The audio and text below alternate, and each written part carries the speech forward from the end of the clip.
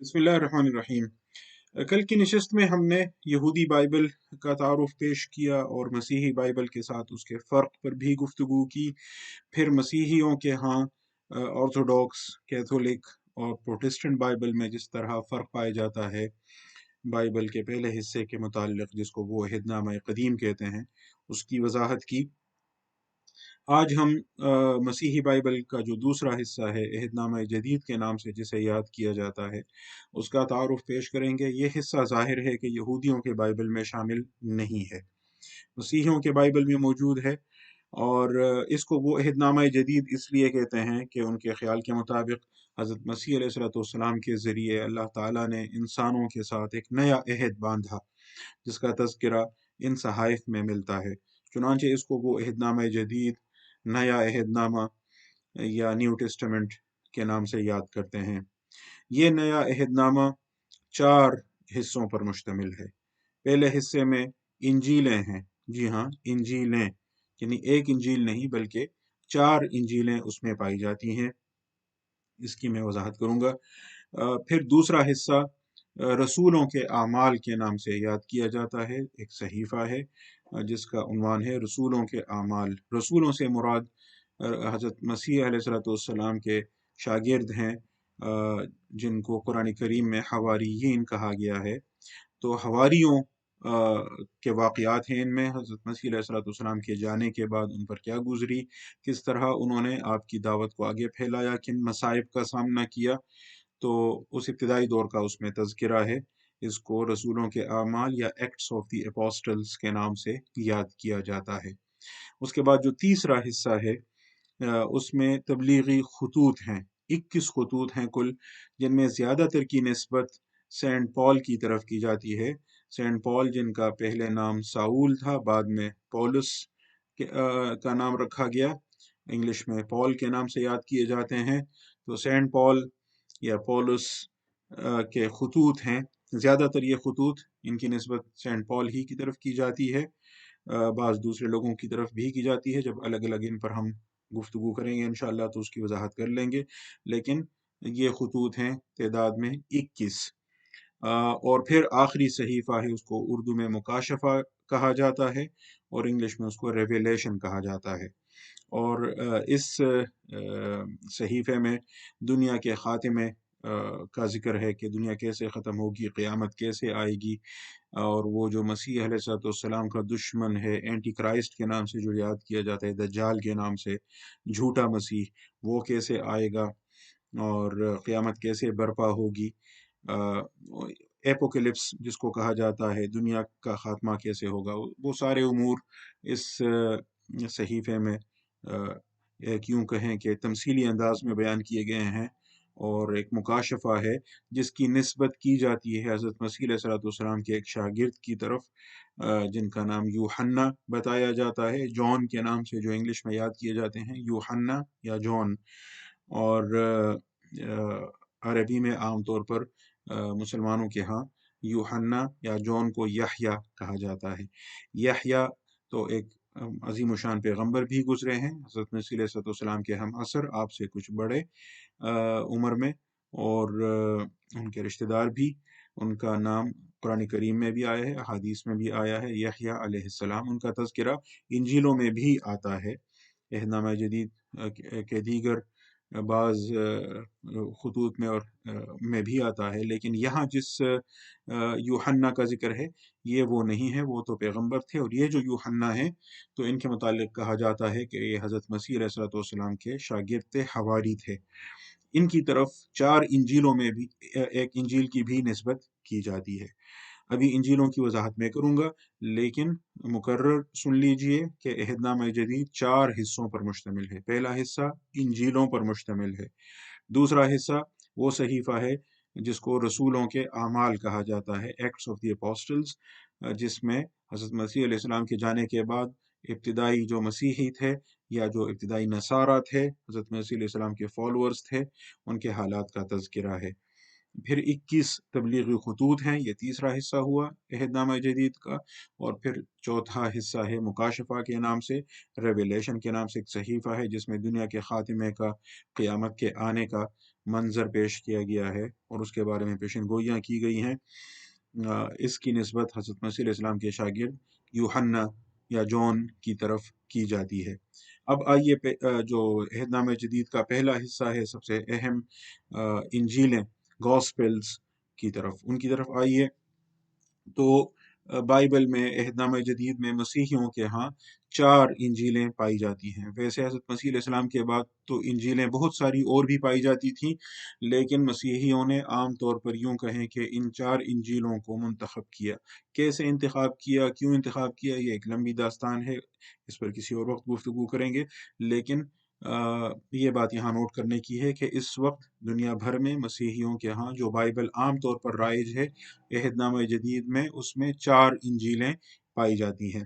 ان میں جو پہلی انجیل ہے، انجیل متی کے نام سے، جس کو بعض لوگ متی کہتے ہیں، متی انگلش میں سینٹ میتھیو، تو ان کے متعلق بھی کہا جاتا ہے کہ یہ حضرت مسیح علیہ السلام کے شاگرد تھے، حواری تھے۔ تو پہلی جو انجیل ہے، ترتیب میں پہلی، اس کی نسبت حضرت مسیح علیہ السلام کے شاگرد متی کی طرف کی جاتی ہے، سینٹ میتھیو کی طرف کی جاتی ہے۔ جو دوسری انجیل ہے ترتیب کے لحاظ سے عہد نامہ جدید میں، مرقس کی انجیل، سینٹ مارک کی انجیل، تو مارک کے متعلق یا مرقس کے متعلق کہا جاتا ہے کہ وہ حضرت مسیح علیہ السلام کے جو شاگرد تھے، جو آپ کے بعد یوں کہیں کہ آپ کے خلیفہ کے طور پر آپ کے شاگردوں کو اور آپ کے متبعین کو رہنمائی فراہم کرتے رہے۔ شمعون ان کا نام تھا، سائمن، لیکن انجیلوں میں آتا ہے کہ ان کو حضرت مسیح علیہ السلام نے خطاب دیا تھا، لقب دیا تھا پترس کا، پیٹروس یونانی زبان میں کہتے ہیں چٹان کو، کہ یہ وہ چٹان ہے جس پر میں اپنا مشن، اپنی دعوت یوں کہیں، اس کی عمارت تعمیر کروں گا اور اس کو آگے یعنی یہ پھیلائیں گے۔ تو سینٹ مارک کے متعلق کہا جاتا ہے کہ وہ پترس کے شاگرد تھے، سینٹ پیٹر کے شاگرد تھے۔ سینٹ پیٹر، پترس، سائمن پیٹر، شمعون پترس، یہ حضرت مسیح علیہ السلام کے شاگرد اور یوں کہیں کہ خلیفہ تھے، جانشین تھے۔ تو جو دوسری انجیل ہے، اس کی نسبت کی جاتی ہے حضرت مسیح علیہ السلام کے شاگرد کی طرف، سینٹ پیٹر یا شمعون پترس کے شاگرد کی طرف، جن کا نام سینٹ مارک بتایا جاتا ہے۔ جو تیسری انجیل ہے، انجیل لوقا یا انگلش میں لیوک جس کہا جاتا ہے، LUKE، سینٹ لیوک، تو ان کے متعلق کہا جاتا ہے کہ یہ سینٹ پال کے شاگرد تھے۔ سینٹ پال خود مسیح علیہ السلام سے کبھی نہیں ملے، انجیلوں میں ان کا ذکر نہیں ہے۔ رسولوں کے اعمال کے نام سے جو صحیفہ موجود ہے، اس کے متعلق بھی کہا جاتا ہے کہ وہ سینٹ لیوک نے لکھا ہے۔ انہی سینٹ لیوک نے جن کی طرف اس تیسری انجیل کی نسبت کی جاتی ہے، اس میں بھی سینٹ پال کا ذکر ہے، اور اس میں یہ بھی بتایا گیا ہے، اور سینٹ پال کے خطوط سے بھی معلوم ہوتا ہے کہ ابتدا میں وہ حضرت مسیح علیہ السلام کے فالورز کا شدید دشمن تھا، ان پر مظالم بھی ڈالتا تھا، لیکن بعد میں وہ کہتے ہیں کہ اس پر کشف ہوا اور یوں کہیں کہ اس کی آنکھ کھل گئی اور اس نے مسیح علیہ السلام پر ایمان کا دعویٰ کیا، اور پھر ایک لمبی کہانی ہے، لیکن مسلمانوں میں عام طور پر یہ رائے رائج ہے، مسلمان اہل علم کے نزدیک، کہ مسیحیت کا جو مذہب ہے وہ سینٹ پال کی تعلیمات پر مبنی ہے، اور یوں کہیں کہ ان تعلیمات کی وجہ سے حضرت مسیح علیہ السلام کی جو اصل تعلیمات تھیں وہ مسخ ہو گئیں۔ اس بات میں کسی حد تک صداقت بھی ہے، لیکن بہرحال اس پر کافی تفصیلی بحث کی ضرورت ہے۔ اس وقت میں صرف یہ عرض کرنا چاہتا تھا کہ یہ جو تیسری انجیل ہے، انجیل لوقا، تو کہا جاتا ہے کہ لوقا جو تھے، سینٹ لیوک، تو وہ سینٹ پال کے شاگرد تھے۔ اور جو چوتھی انجیل ہے، یوحنا کی انجیل، سینٹ جان جن کو کہا جاتا ہے، تو سینٹ جان کی جو انجیل ہے، یوحنا کی انجیل، تو اس کے متعلق کہا جاتا ہے کہ حضرت مسیح علیہ السلام کے شاگرد حواری یوحنا نے لکھی ہے۔ یوحنا کی طرف، جیسے میں نے ابتدا میں ذکر کیا، عہد نامہ جدید کی آخری کتاب مکاشفہ یا ریویلیشن کی نسبت بھی کی جاتی ہے۔ تو اب جو 4 انجیلیں ہیں، خلاصہ یہ ہوا کہ ان میں 2 انجیلوں کی نسبت حضرت مسیح علیہ السلام کے 2 شاگردوں کی طرف کی جاتی ہے۔ سینٹ میتھیو کی جو انجیل ہے، تو کہا جاتا ہے کہ جو پہلی انجیل ہے ترتیب کے لحاظ سے، جو اس وقت موجودہ ترتیب ہے، کہا جاتا ہے کہ حضرت مسیح علیہ السلام کے شاگرد تھے متی یا سینٹ میتھیو۔ تو ये उन्होंने लिखी है। इसी तरह जो चौथी इंजील है तरतीब के लिहाज से सेंट जॉन की, यूहन्ना की इंजील, तो उनके मुतालिक भी कहा जाता है कि वो हज़रत मसीह अलैहिस्सलाम के शागिर्द थे। और जो दूसरी इंजील है तरतीब के लिहाज से सेंट मार्क या मरकुस की इंजील, तो मरकुस या मार्क के बारे में कहा जाता है कि हज़रत मसीह अलैहिस्सलाम के शागिर्द शमऊन पतरस, साइमन पीटर के शागिर्द थे। और जो तीसरी इंजील है सेंट ल्यूक की, इंजील लूका, तो उसके मुतालिक कहा जाता है कि ये सेंट पॉल के शागिर्द थे, उनके दोस्त थे। अब जब मुसलमानों के यहाँ इस तरह ये बात वाज़ेह की जाती है तो एक सवाल ये पैदा होता है, क्योंकि मुसलमानों का तो आम तौर पर तसव्वुर ये है कि इंजील वो किताब है जो हज़रत मसीह अलैहिस्सलाम पर नाजिल हुई। यहाँ तो जो 4 इंजीलें हैं, इनको आप हज़रत मसीह अलैहिस्सलाम की सीरत कह सकते हैं। और इन इंजीलों में हज़रत मसीह अलैहिस्सलाम की ज़िंदगी के चीदा-चीदा वाक़यात हैं। तरतीब में भी काफ़ी इख्तिलाफ है और तफ़सीलात में भी काफ़ी सारे इख्तिलाफ़ात हैं।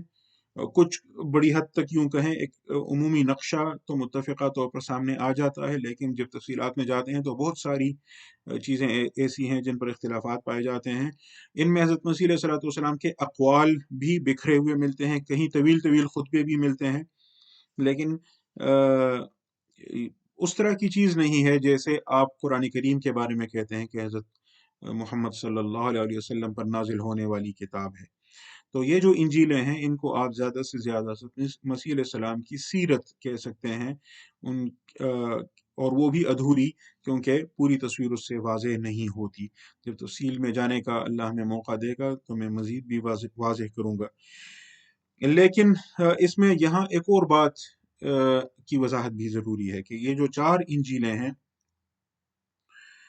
इनमें जो पहली 3 इंजीलें हैं, सेंट मैथ्यू, सेंट मार्क और सेंट ल्यूक, इंजील मत्ता, इंजील मरकुस और इंजील लूका, तो उनकी ज़बान भी और उनका उसलूब भी और उनमें वाक़यात भी तक़रीबन यूँ कहें कि यकसां हैं। तरतीब में कहीं-कहीं इख्तिलाफ़ात हैं, तफ़सीलात में भी इख्तिलाफ़ात हैं, लेकिन एक उमूमी साख़्त उनकी यकसां नज़र आती है।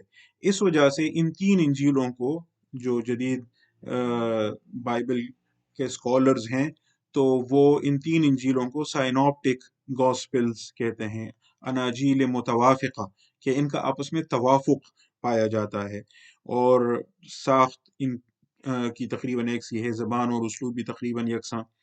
तो इनको साइनॉप्टिक गॉस्पेल्स कहते हैं और फिर इनका साइनॉप्सिस बनाने की कोशिश करते हैं, नक्शा बनाते हैं कि कहाँ-कहाँ तरतीब में इत्तेफ़ाक पाया जाता है। फिर इनमें अक़वाल जो हज़रत मसीह अलैहिस्सलाम के हैं, वो भी तक़रीबन यकसां पाए जाते हैं, तो उन अक़वाल का भी सांचा और ख़ाका बना के उनके दरमियान मुवाज़ना किया जाता है।